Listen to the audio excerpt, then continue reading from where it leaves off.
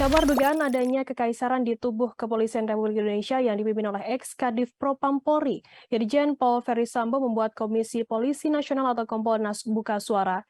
Pihak Kompolnas mendesak agar tim khusus bentukan Kapolri Jenderal Polisi Sigit Prabowo melakukan penyelidikan.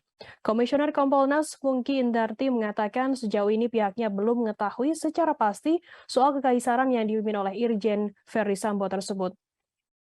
Kompolnas meminta agar para tim sus yang dipimpin oleh Irwasum, Agung Budi Marioto membongkar adanya dugaan kekaisaran ini. Sebelumnya beredar kabar Irjen Ferry-Sambo memiliki kelompok atau kerajaan di dalam internal Mabes Polri. Kadif Humas Polri Irjen Dedi Prasetyo mengatakan pihaknya enggan menanggapi adanya isu yang beredar ini. Dedi mengatakan saat ini tim sus tengah fokus melakukan penyelidikan kasus tewasnya Brigadir Nofriansyah Yosua Huta Barat alias Brigadir J. Kata Dedi, tim sus saat ini melakukan pembuktian secara material dan formal terkait dengan pasal 340 subsidiar 338 Jangto 55 dan 56 KUHP. Sementara itu, Menko Polhukam Mahfud MD menyebut adanya kerajaan tersebut membuat terhambatnya penyelesaian kasus tewasnya Brigadir J.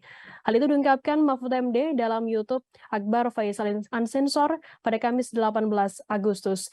Mahfud MD menyebut kelompok dari Irjen Ferry-Sambo yang ada di dalam internal Polri diketahui sangat berkuasa. Jangan lupa subscribe, share, komen, dan like ya!